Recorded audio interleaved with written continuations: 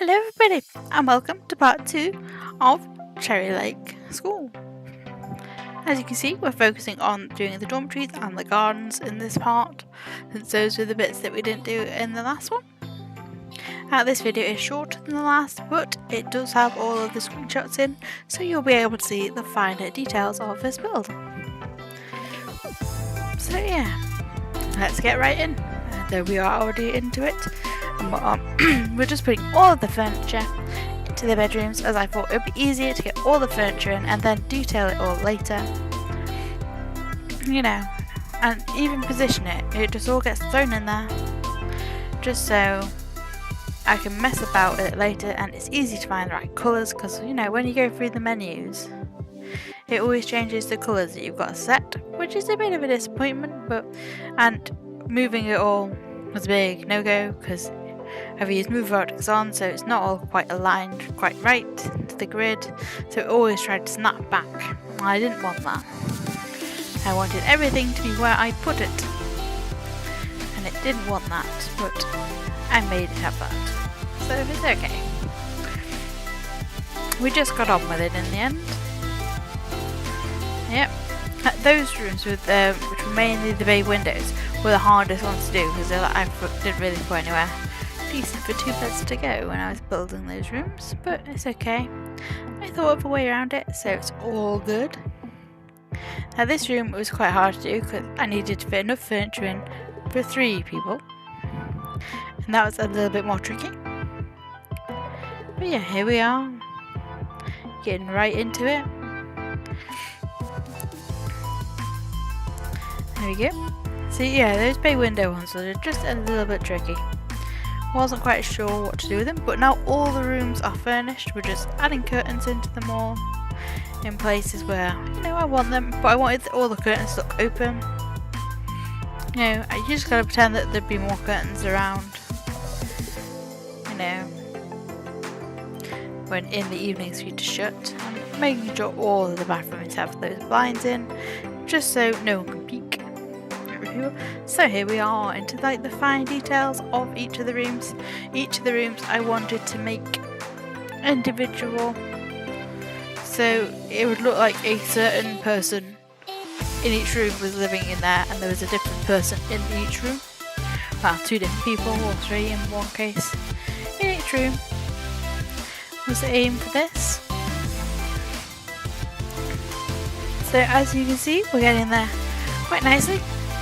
We've done, this is the first room's finished, and we're on to the second one, adding a bit of colour here and there, because the rooms are quite plain, but the kind of thing you get in like dormitories or student accommodation, the rooms will be quite plain, so you can add your own touches, but usually you're not meant to put stuff on your walls and stuff, but some people break these rules, so I thought it would be interesting to have some people who are rule breakers and other rooms which don't break any of the rules and stuff like that.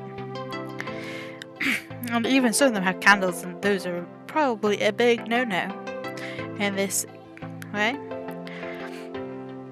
But yeah, it was good fun making each of the rooms and trying to make them different.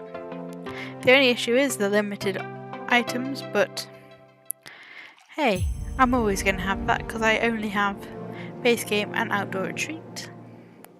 And I don't think I used anything from outdoor retreat, but there might be 1 or 2 objects here and there. I'm not quite sure. I tried not to, but it happens from time to time. See, I nearly did then, but I think I stopped myself. So yeah, adding in some movie posters, and then in this room, I went for this room's probably going to have 3 of the younger kids in it, since, you know, you'd probably want larger numbers with younger kids, just so they can keep themselves company and stuff like that. And these all stick stuff on the walls, so they're proper rule breakers in that room. But hey, it's all good fun. Adding in lots of, this room had plants. You could probably have plants with them, I guess, as long as you made it for it. Putting a little mat under there so it wouldn't damage the floor when she was painting. Yeah, adding in some objects that I don't use that often, but I thought they'd add good touches and a bit of personality to the room. So we've finished all of the bedrooms now, and we're on to doing some bathrooms. The bathrooms are all quite basic. They're just making sure there was enough facilities, say if this was full of all students, that there'd be enough facilities for them all to use.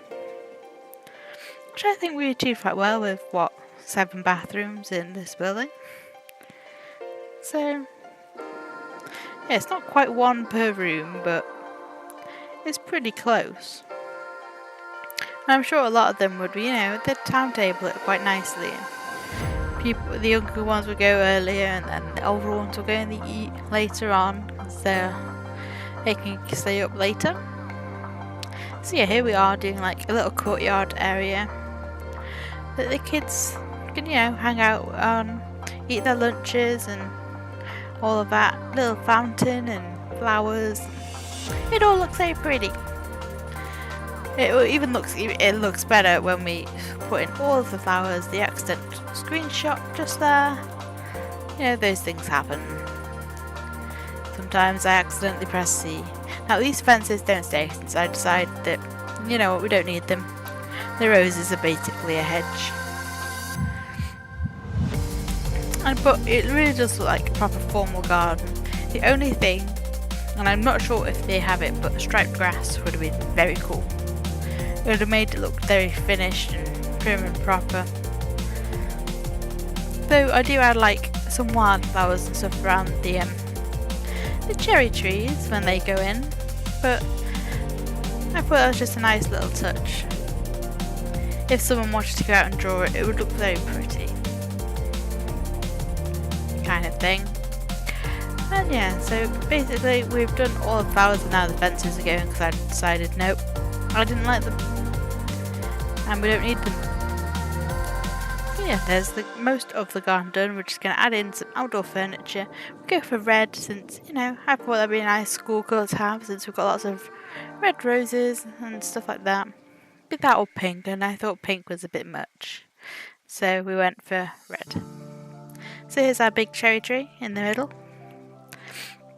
It doesn't impede on the building, which is great. Sorry. I was worried that, I didn't want any trees that would impede like into the building because that just annoys me. But it's okay. So seeing how many trees you can get away with in the courtyard without it looking a bit crowded. I wanted a few around so it actually looked like the kind of place where people would go. The only thing is, a lot of the trees are really tall. I wanted just some smallish trees that looked like they were kind of newly planted, but there's not much of that in the game. But it's okay. I just live without. And here we are doing the front of the building. So the build is nearly over now.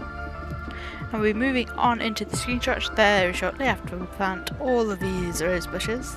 Can you imagine having to plant all of this? It would take you ages. In they go.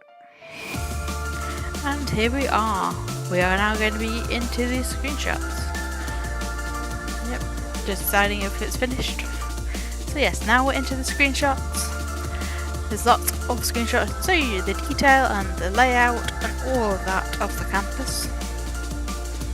I think we succeeded quite well of making like a little boarding school. It's not massive, but then it's on the big slot that I can build it on, so it couldn't have really be made much bigger. Maybe next time I'll do a modernish school, because I think that'd be quite cool to do. Anyway then, I will leave you here, so you can look through the screenshots at your leisure, and I won't ruin this recording again by babbling on for too long, which happens. So, please like if you've enjoyed this video, subscribe if you want to see more, and I shall see you next time. Bye bye!